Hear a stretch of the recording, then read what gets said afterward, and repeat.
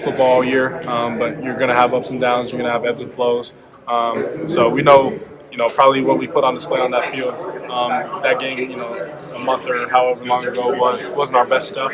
But that we didn't let that discourage any of us. And we know that the talent and the characters that we have on this team. I thought there was a couple of uncharacteristic penalties from you guys. The one with Trey, the one with the offensive lineman. I'm forgetting his name. Kind of a weird bump in the road. Were you guys able to overcome that pretty quickly, or was just kind of brush it off and move on?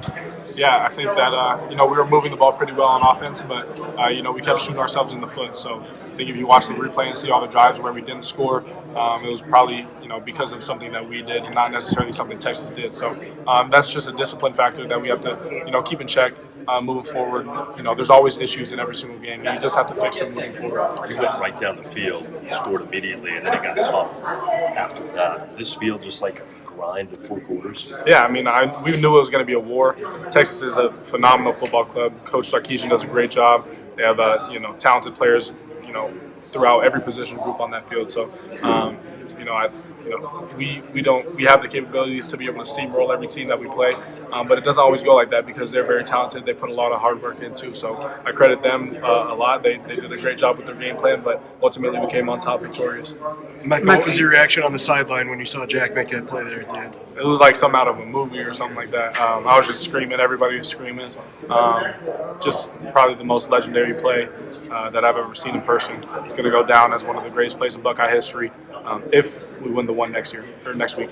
You're one away. You got one more week with these guys. What's that going to mean to your team to have that week and then maybe finish it? Yeah, it's amazing. I was telling some of the guys in the huddle, before we even played, I just told them January 20th is going to be my last day as a Buckeye. It's not going to be tonight. So January 20th is when I'm going to leave it all on the field. It's going to be my last time playing with some of my best friends of all time. And, everybody in our senior class felt the exact same way. So I think, someone like Jack's play or Trey's play is just a result of that feeling that we all have. I know you'd rather win the way you did the first 2 weeks. That's a little less stressful. But I would think also being tested with one game ago is not the worst thing because you guys didn't play your best game and still found a way to get this done. Yeah, absolutely. I think that there's adversity in every game that you play.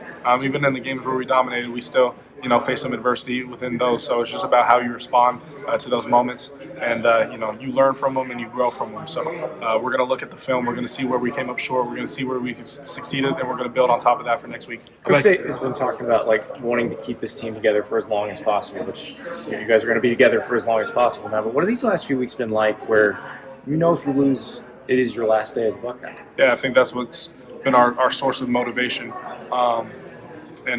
that's.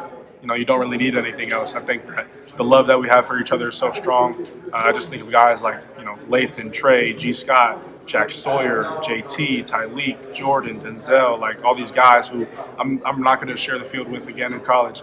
And, it makes me a little emotional, but we're going to maximize every chance that we get to spend together. What have you learned about this team in the last 4 weeks? I think you just really learn how much you love each other. I think that, we didn't learn about our resilience in our fight. We knew we had that. We didn't learn about the talent that we had. We knew we had that.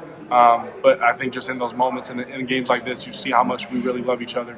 And, that love is, going to prevail come the national championship. You've been in some good locker rooms over your time. What was that locker room like afterwards? Electric. It's completely electric. But at the same time, there was a sense of focus. We're not going to pay too much attention to any of the social media that's being posted. Like I said, there's going to be tons of people singing our praises.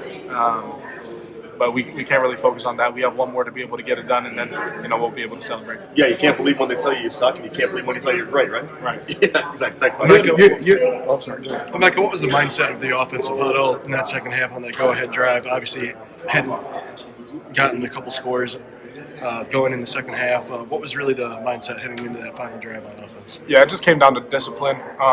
We were shooting ourselves in the foot a lot this game with all the penalties and the false starts and maybe the talking back and forth and shoving after the play and stuff like that. So that's something we definitely got to get on top of and nip in the bud before that comes back later next week. But I think the result of the 16-play drive is what we do when we're just clean and we execute. If you look at some of the drives where maybe we didn't score touchdowns or anything like that, there's always a play that kind of went wrong or we didn't do our job. But so I don't really feel like there's a defense out there who can stop us. We're the only ones who can stop ourselves. We're playing for another team, and maybe not with all of them. So we're just going to maximize all these opportunities that we have each other. Laugh a little harder. Practice a little harder. Do everything right, and not minimize everything.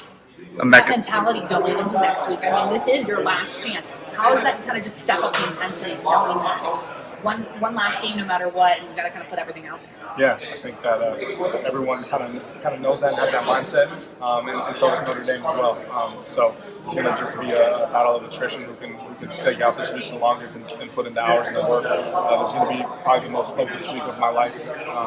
Eat, sleep, breathe football.